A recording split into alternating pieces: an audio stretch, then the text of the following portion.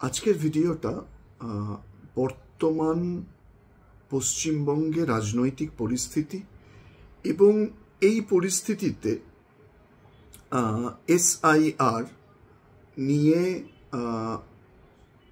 কি অবস্থা হতে পারে এবং প্রধানত বিজেপি এই রাজনৈতিক দোলাচলে কোথায় দাঁড়িয়ে। আচ্ছা, প্রথমে শুরু করি তমলুকের এমপি এবং রিটায়ার্ড জাজ অভিজিৎ গঙ্গোপাধ্যায়ের যে বক্তব্য যে বিজেপি সেটিং কিনা বলতে পারবো না, কেন্দ্রীয় সরকার বা কেন্দ্রীয় সরকারের এজেন্সিগুলো কিন্তু মানে ন্যায় দিতে অক্ষম। এটা বলাতে যারা বামপন্থী বা বামপন্থী মনস্ক এবং টু সাম এক্সটেন্ট, আমি বামপন্থী আর তৃণমূলের মধ্যে বিরাট একটা কিছু তফাৎ দেখি না, মানে কোর আইডিওলজির আমি কোনো তফাৎ দেখি না। পলিটিক্যাল মোবিলাইজেশন আলাদা, একটা পার্টিতে একটাই ল্যাম্পপোস্ট, একটাই পোস্ট, বাকি সব ল্যাম্পপোস্ট, আর একটা ওদের ওই সেন্ট্রাল কমিটি পলিট ব্যুরো হ্যান ত্যান ভাটের, যেটাও আজকে ওরা খুব একটা যে করে তা না। 4 দিনের পার্টির মেম্বার টিভিতে মুখ দেখায় বলে স্টেট কমিটির মেম্বার হতে পারে। যাই হোক, আমি সেই মধ্যে যাচ্ছি না। তো তৃণমূল এবং সিপিএম এদের সমর্থকরা দুহাত তুলে নৃত্য করছে। আচ্ছা, প্রথমত বলি বিজেপি সমর্থক হিসেবে বা যারা চাই, যা হিন্দু বাঙালি হিসেবে আমরা যারা চাই যে আমাদের রাজ্য পশ্চিমবঙ্গ থেকে এই সরকারটা যাক, সেই হিসেবে বলি সিবিআই, ইডি এরা যে কাজটা আপামর মানুষের বিশ্বাস, সেই কাজটা কি করতে সক্ষম হয়েছে? ডেফিনেটলি সক্ষম হয়নি, এ ব্যাপারে কোনো মানে দ্বিমত থাকতে পারে না। কিন্তু কেন্দ্রীয় সরকার অতএব চাইছে না। বা প্রথম কথা বলি, আমি কেন এই কথাটা বলছি, কথাটা আমি অভিজিৎ বাবুর এই কথার সাথে আমি ডিসএগ্রি করছি। আমি বলি, প্রথম কথা হচ্ছে the core ideology of BJP, এটা যদি তামিলনাড়ু হতো বা এটা যদি মহারাষ্ট্র হতো আমার তাও মানার একটা কথা ছিল। পশ্চিমবঙ্গ হচ্ছে এখন ভারতের যে ইন্টারনাল সিকিউরিটি থ্রেট, তার মধ্যে পাঞ্জাব আর পশ্চিমবঙ্গ দুটোই হচ্ছে রেড জোন এরিয়া। সেখানে ইচ্ছে করে বিজেপি কিছু করছে না বা করতে চাইছে না, এটা আমি মানে যেহেতু ইন্টারনাল সিকিউরিটি, জিও পলিটিক্স নিয়ে একটুখানি খোঁজখবর রাখি, পড়াশোনা রাখি, একটু এদিক ওদিক গন্ধটন্ধ শুকি, আমাকে এটা বললে আমি কোন অবস্থায় এটা আমি বিশ্বাস করব না। সো কেন্দ্রীয় সরকার এটা চাইছে না, এবং অভিজিৎবাবু নিজে বলেছেন এটা পার্টি অন্য পার্টিকে সাথে, এটাও মানা যায় না। আচ্ছা, আমি 2 মিনিটের জন্য তর্কের খাতিরে মেনে নিলাম যে সত্যি কেন্দ্রীয় সরকার চাইছে না, বা মানুষ আমাদের মতো প্রচুর লক্ষ লক্ষ পশ্চিমবঙ্গের আপামর মানুষের যেটা আশা, অভয়ার বিচার হবে, কেষ্টর ফাঁসি হবে, ভাইপোর জেল হবে, কালীঘাটের কাকুর জেল হবে, etcetera etcetera, list is very long. প্রথম কথা হচ্ছে পার্থ ভাল্লুকের জেল হয়নি, অনুব্রত কেষ্টর জেল হয়নি, বালু রেশন চোরের জেল হয়নি, এগুলো তো হয়েছে। প্রথম কথা হচ্ছে যে যেটা আমাদের বুঝতে হবে, কিছু ক্ষেত্রে হয়েছে, কিছু ক্ষেত্রে হয়নি। হয়নি বললে সেটাকে আমরা হাইলাইট করি, এবং ইচ্ছে করে যদি কেন্দ্রীয় সরকার না করে, ধরা যাক বিজেপি 2029 সালে, তর্কের খাতিরে 2 মিনিটের জন্য, 29 সালে মোদী সরকার বা বিজেপি সরকারের পতন হলো, একটা জোরতোড়ের সরকার হলো যেখানে প্রধানমন্ত্রী রাহুল গান্ধী, রাইট, হলো 50টা পার্টির সমর্থন নিয়ে। আপনাদের কারোর মনে হয় তাহলে সিপিএম বা পশ্চিমবঙ্গ কংগ্রেস কখনো সিবিআইকে দিয়ে পিসি ভাইপোকে জেলে পাঠাতে পারবে? কারণ তখন তো পিসি ভাইপো নিজেরাই সরকারে থাকবে। তাহলে যদি পারে বিজেপি পেরেছে, যদি না পারে বিজেপি পারেনি। পশ্চিমবঙ্গের ন্যায় বিচার কামনাকারী মানুষদের ক্ষেত্রে একটাই অপশন আছে, সেটা হচ্ছে বিজেপি। কেউ যদি ভেবে থাকে যে 5টা এমপি আসন পাওয়া সিপিএম সিপিআইরা ভারতবর্ষের রাহুল গান্ধী সরকারকে আর্ম টুইস্ট করে 40টা আসন পাওয়া বা 35টা আসন পাওয়া তৃণমূল কংগ্রেসের বিরুদ্ধে সিবিআই ইডি করে পিসি ভাইপোকে জেলে ভরে দেবে, তাহলে এটা বাচ্চা ছেলের মতো কথা হচ্ছে, তাই না? যারা বলছে বিজেপি কিছু করছে না, তাদের এটা জানা উচিত বিজেপি কিছু করছে না তারা নিশ্চয়ই বলতে পারে। ভারত গণতান্ত্রিক একটা দেশ, করলে বিজেপি করবে, না পারলে বিজেপি করবে না, কিন্তু করলে বিজেপি করবে। কাজেই আমি অভিজিৎ বাবুর যে ইমোশন এবং লক্ষ লক্ষ বিজেপি কার্যকর্তাদের যেটা ইমোশন, এবং প্রচুর মানুষ আমার মতো যারা বাইরে বিদেশ বিভুঁইয়ে থাকে, যারা চায় পশ্চিমবঙ্গে এই চেঞ্জটা আসুক, তাদের কাছে তো এই প্রশ্নটার উত্তর দিতে দিতে তো আমাদের মাথা খারাপ হয়ে যায়। এই প্রশ্নটা অসমীচীন কখনোই বলবো না, কিন্তু কেন্দ্রীয় সরকার চাইছে না, এইটা কেউ যদি বক্তব্যে বলে সেটার সাথে আমি ব্যক্তিগত ডিসএগ্রিমেন্ট করি, আমার ডিসএগ্রিমেন্ট আছে। এবং মানুষকে এটা বুঝতে হবে যে মানুষকে বিজেপি সরকারকে বাধ্য করতে হবে যে তোমরা এই করো। সেই বাধ্যতা কি? বিজেপিকে ইলেকশনে জেতানো, স্পষ্ট পরিষ্কার কথা। তো এইটা আমার প্রথম রিয়াকশন অভিজিৎ বাবুর এই বক্তব্যে। দ্বিতীয় কথা একটা আসি এসআইআর নিয়ে। দেখুন, এসআইআর পশ্চিমবঙ্গে এনরোলমেন্ট ফর্ম যেটা সেটা দেওয়া শুরু হয়েছে, বহু জায়গায় সোশ্যাল মিডিয়ায় শুনছি, পড়ছি যে বিজেপির যারা বিএলও তাদেরকে থ্রেট করা হচ্ছে। বিহারে যদি 47 লক্ষ মানুষের নাম বাদ যায়, তাহলে পশ্চিমবঙ্গের সেই সংখ্যাটা মানে অনেক বেশি হবেই। এটা একটা বেসিক বোঝে, কিন্তু কতটা এসআইআর হতে পারবে এটা একটা খুব বড় প্রশ্ন।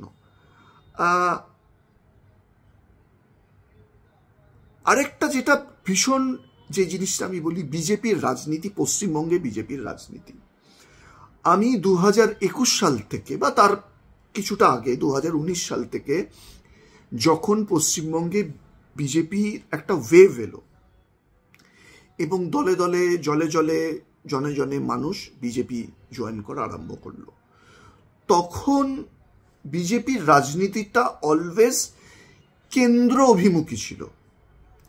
মানে কিছু করলে মোদি অমিত শাহর কাছে গিয়ে বলবো, আমি আমার ঘরে চুপচাপ বসে থাকবো, আমি ঘরে বসে বসে বড় বড় স্টেটমেন্ট দেবো, নিজে পার্টির এমপি হওয়া সত্ত্বেও। মানে পশ্চিমবঙ্গে থাকলে অভিজিৎ গঙ্গোপাধ্যায় বেঁচে ফিরতেন কিনা জানি না, এইমসে চিকিৎসা হয়েছে বলেই বেঁচে ফিরেছেন এমপি কোটায়। আমি দিনরাত পার্টির অমুক কেন, হিন্দি ভাষী কেন, এটসেট্রা এটসেট্রা।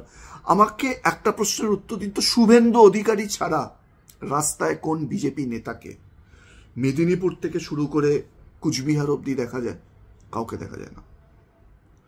কিছু মানুষ বিজেপির, কৌস্তব বাগচি, অল্প বয়সী কৌস্তব বাগচি, চিত্রাভিনেতা রুদ্রনীল ঘোষ, সদ্য বিজেপিতে আসা তাপস রায়, সজল ঘোষ, এরা নিজেদের এলাকায় বা উত্তর কলকাতা সেন্ট্রিক ব্যাপারে এরা আছে, ওকে গুড, তাও পাওয়া।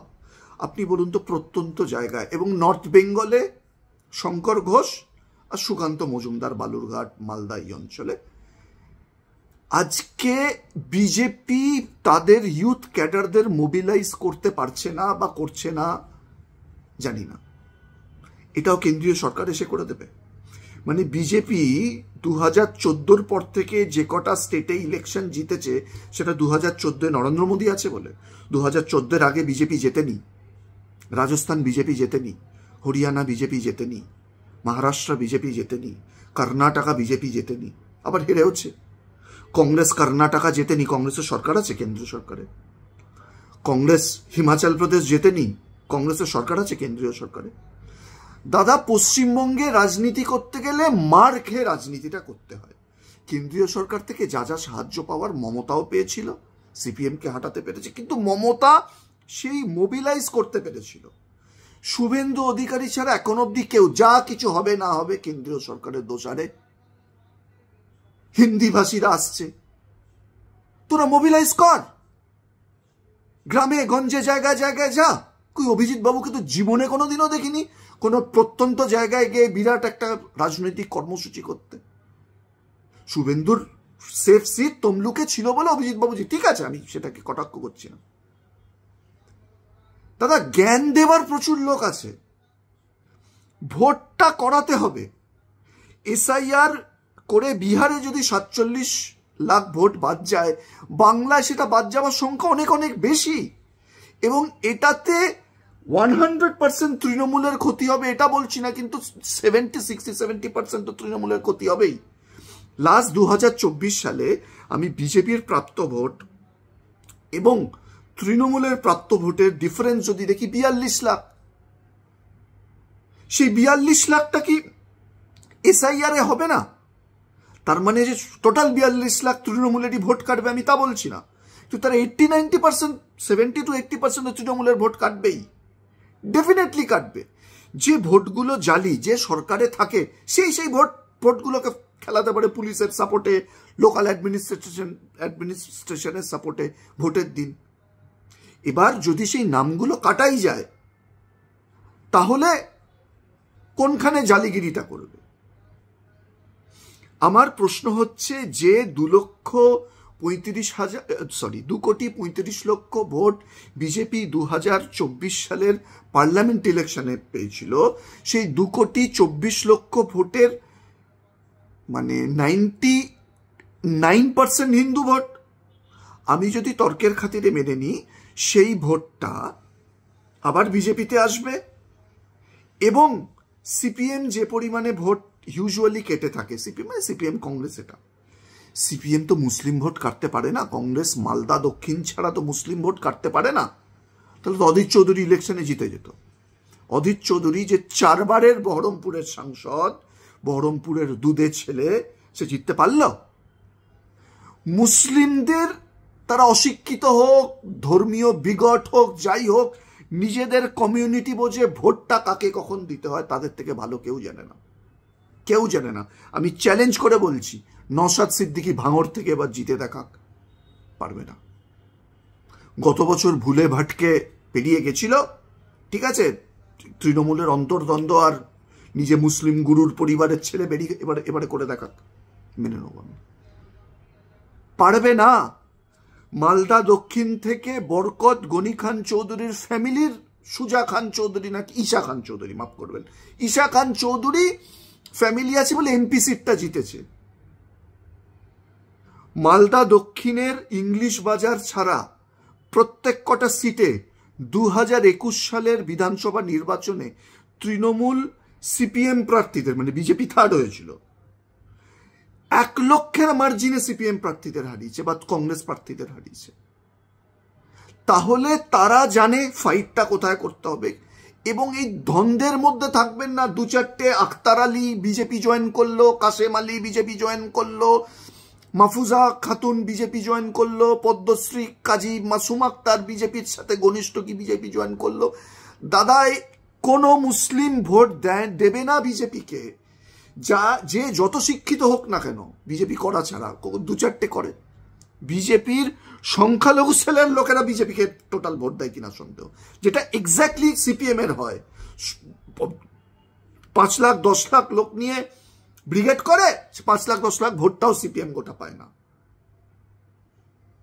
বিজেপিকে মুসলিম বুথগুলোয় আমি তো বলবো মানে বুথ ক্যাডার, মানে বুথের এজেন্ট দেওয়ারই দরকার নেই। হিন্দু যে ভোট, যে 70% ভোট, এই যে প্রত্যেকে বলে যে মানে 100 পরীক্ষার মধ্যে 70 নম্বরকে অ্যাটেম্প করার জন্য বিজেপি নামছে, তাতেই বিজেপি ভারতবর্ষের এতগুলো স্টেটে আছে, ভারতবর্ষের কোনো স্টেটে মুসলিমরা বিজেপিকে ভোট দেয় না, দিতে পারে না। যদি কেউ বলে থাকে তারা গন্ড মূর্খ মিথ্যে কথা বলছে। Paschimbanga is no different than that. কিছু শিক্ষিত মানুষ, আরে কে শিক্ষিত মানুষ, কোন শিক্ষিত মানুষ? কাসেম আলী হয়তো দেবে বিজেপিকে, কাজী মাসুম আক্তার দেবে বিজেপিকে, সেটা কোনো চাঙ্ক ভোট হয়? কাজেই যেটা বলছি, যে 2,33,000 না 2,35,00,000 ভোট বিজেপি 2024-এ পেয়েছিল, সেটাও যদি ধরে রাখতে পারে, কারণ তৃণমূলের ম্যাসিভ একটা ভোট কাটা যাচ্ছে।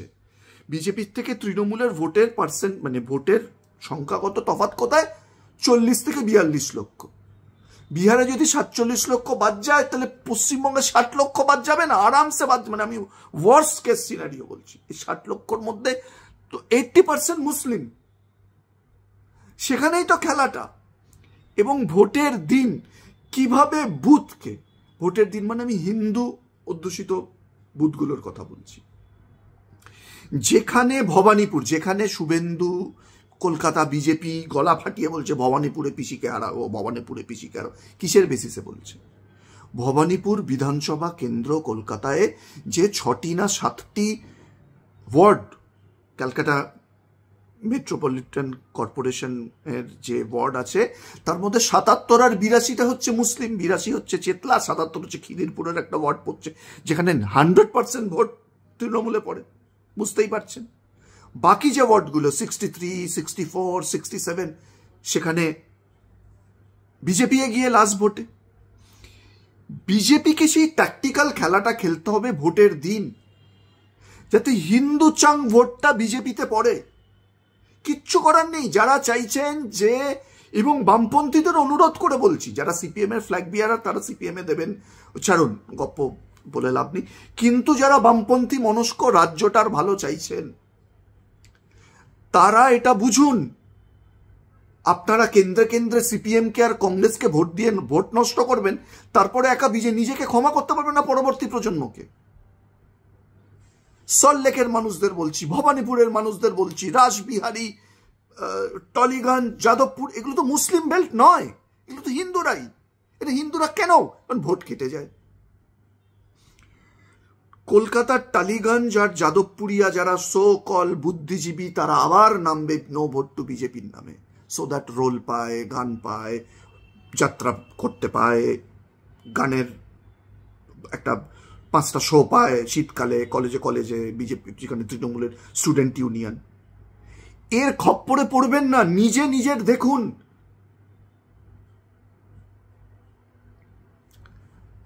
তৃতীয় আরেকটা কথা বলি, রিসেন্টলি নিউ ইয়র্কে জোহরান মামদানির মেয়র ইলেকশন জেতা। নিউ ইয়র্ক যদি 1991 সাল অব্দি কমিউনিজমের হেডকোয়ার্টার মস্কো হয়ে থাকে, তাহলে গত 100-150 সাল বিগত ক্যাপিটালিজমের বা ক্যাপিটালিস্টদের হেডকোয়ার্টার কোথায়? নিউ ইয়র্ক, যেটা সারা বিশ্বের ক্যাপিটালকে কন্ট্রোল করে, ফিনান্সিয়াল মার্কেটকে কন্ট্রোল করে। সেখানে জোহরান মামদানি জিতল।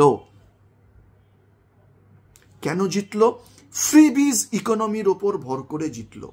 তার মানে নিউ ইয়র্ক হোক, নিউ দিল্লি হোক,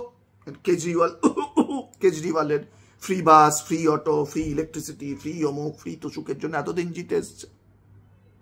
তার মানে যেটা বোঝা যাচ্ছে যে ইকোনমিক ডেভেলপমেন্ট আপামর মানুষের কাছে ম্যাটার করে না। কি ম্যাটার করে? ফ্রিবিজ। লক্ষ্মীর ভান্ডার, মহারাষ্ট্রের লাডলি বেন 3000 টাকা না 2500 টাকা মাসে, উত্তরপ্রদেশের না মধ্যপ্রদেশের বেহেন কি যেটা শুরু হয়েছে, প্রত্যেক কটা স্টেটের প্রত্যেক কটা সরকার যে সোশ্যাল ওয়েলফেয়ার।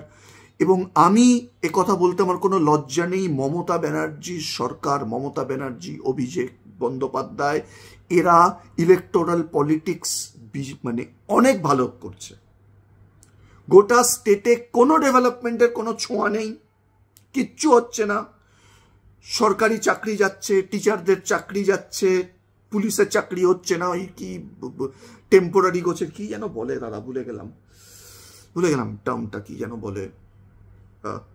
যাই হোক, এরমভাবে চালানো হচ্ছে। দুর্গাপূজায় প্রতি ক্লাবকে 1 লক্ষ টাকা, লক্ষ্মীর ভান্ডার, ইমাম ভাতা, অমুক ভাতা, সাইকেল শ্রী, এভাবে রাজ্যটাকে ভোট কেনার জন্য এভাবে এটা হচ্ছে।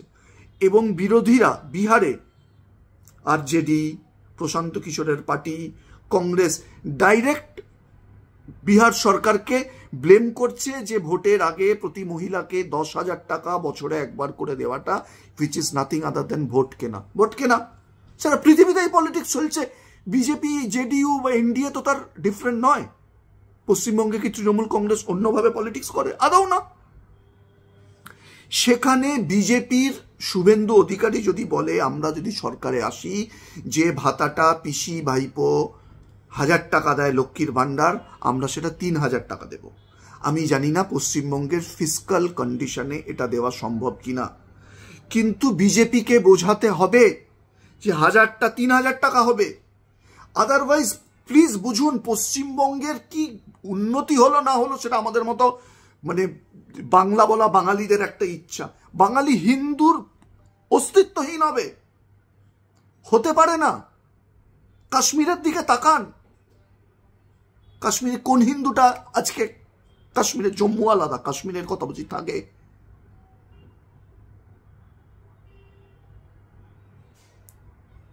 $370 হটেই দিল, 35A হটেই দিল, তা সত্ত্বেও কতগুলো হিন্দু কাশ্মীরে সেটেল করতে পেরেছে বিজেপি সরকার? পারেনি, কারণ মানুষ যেতে চাইছে না। পাগল নাকি? কোনদিন পুলিশ উঠবে, টেররিস্ট এসে মেরে দিয়ে চলে যাবে। এই অবস্থা পশ্চিমবঙ্গে যেন না হয়, তার জন্য বিজেপি ছাড়া যদি কারোর কাছে মনে হয় সিপিএম গতির গতি, সিপিএমকে ভোট দেবেন। আপনাদের মনে হয় সিপিএম আজকে এই পলিটিক্সের পশ্চিমবঙ্গের রাজনীতিক দোলাচলে সিপিএম সেই জায়গায় আছে যেখানে 5টা এমএলএ সিট ওরা পেতে পারে বা কংগ্রেস পেতে পারে? তাহলে বিজেপি ছাড়া গতি নেই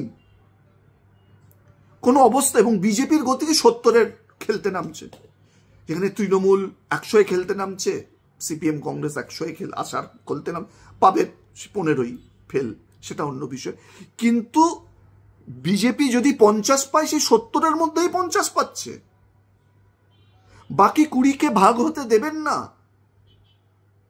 আগে বাংলাকে বাঁচান, ভারতকে বাঁচান, তাহলেই বাংলা সুরক্ষিত থাকবে। তারপরে রবীন্দ্রনাথের দাঁতে দাঁত চিপে কথা, কবিতা, এগুলো হবে। এই খপ্পরের মধ্যে পড়ে লাভ নেই। আমি এখন যদি অ্যাসেস করি, বিজেপি কিন্তু still far from giving a fight in election mode. Suvendu Adhikari ছাড়া কিছুটা পকেটে শঙ্কর ঘোষ, কিছুটা পকেটে সুকান্ত মজুমদার, কিছুটা পকেটে কলকাতার পকেটে তাপস রায়, রুদ্রনীল ঘোষ, তমগ্ন ঘোষ, এদের দেখা যাচ্ছে। নেই ফিল্ডে ভাই, নেই। এটাও কেন্দ্রীয় সরকার এসে করবে? অভিজিৎ বাবু, কতগুলো রাজনৈতিক আন্দোলনে আপনি শুরু করার কথা বলিনি, আপনি মোবিলাইজ করছেন। কেন্দ্রীয় সরকার কি করলো না? ছাড়ুন, কেন্দ্র সরকার কি করলো না। আমি বলছি কেন্দ্র সরকার, সিবিআই, ইডি এরা বিফল, আমিও বলছি। কিন্তু এটাই হয়ে গেল। বুথের দিন, ইলেকশনের দিন বুথ এজেন্টদের ট্রেনিং করা, ক্যাডারদের ট্রেনিং করা। জিতলে কোথায় জিতবো? বাঁকুড়ায় জিতবো, মেদিনীপুরে জিতবো, তমলুকে জিতবো, কন্টাইতে জিতবো, বর্ধমানে জিতবো, দুর্গাপুরে জিতবো, আসানসোল দক্ষিণে জিতবো, বারাসতে জিতবো, বিধাননগরে জিতবো।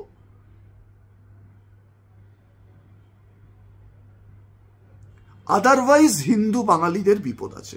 যদি আমরা ক্যাডারদের ট্রেনিং দিয়ে, বুথ এজেন্টদের ট্রেনিং দিয়ে, এবং আমি আবার বলছি, মুর্শিদাবাদ, মালদায় এফার্ট দিয়ে লাভ নেই। ইংলিশ বাজারে আবার নির্ভয়াদি, খুব আমার প্রিয় নেত্রী শ্রীরূপা মিত্র চৌধুরী, খুব প্রিয় নেত্রী, টক্সলেস, মাটি কামড়ে নিজের এলাকায় পড়ে থাকে এবং আবার জিতবে ইংলিশ বাজার থেকে। এই প্রশ্নগুলো একজন সমর্থক হিসেবে, একজন বাঙালি হিন্দু, ভারতীয় বাঙালি হিন্দু হিসেবে এগুলো উঠছে। কেন্দ্রীয় সরকার কি করতে না পারলো? যা করেছে। এই অবস্থায় ক্যাডার মোবিলাইজেশন করতে হবে। আমি ঘরে বসে থাকবো আর তৃণমূলকে হাঁটিয়ে দেবো, ইলেকশনের দিন তৃণমূল খেলে বেরিয়ে যাচ্ছে। এবারটা পারবে না, কম্পারেটিভলি কম পারবে। সেই সুযোগটাকে কাজে নিতে হবে। শুধু ওই বলে বেড়ানো কোনো অবস্থায় 2026-এ তৃণমূল আসছে না বলে কাজ নেই। ধন্যবাদ, নমস্কার।